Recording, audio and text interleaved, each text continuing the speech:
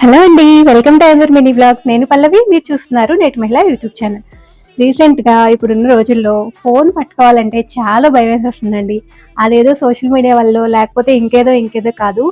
ఏ app open చేసినా కూడా ఆ ఆఫర్లని ఈ ఆఫర్లని అవని ఇవని ఆ సేలని ఈ సేలని ఎలా ఉందంటే నోటిఫికేషన్స్ ఫోన్లో ఏవి చూసినా కూడా మీ విష్ లిస్ట్లో ఉన్నది అది తగ్గింది ఇది తగ్గింది అని ఉంది. ఈవెన్ స్విగ్గీలో కూడా ఇన్స్టామార్ట్లో కూడా సేల్ నడుస్తుందనమాట. సో అన్ని యాప్స్లో ఒకేసారి సేల్ పెట్టేశారు. ఏం కొనాలో ఏం కొనకూడదో ఏళ్ళు అలా గుర్తు లేకుండా అయిపోతుంది. సో ఇలా సేల్స్ పెట్టినప్పుడు నేను ఒక టిప్ ఫాలో అవుతాను.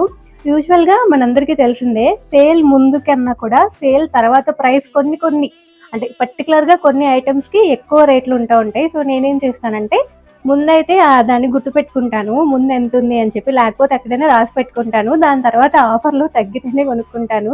సో మీరేం చేస్తారు ఇలా సేల్స్ ఉన్నప్పుడు? కామెంట్ సెక్షన్లో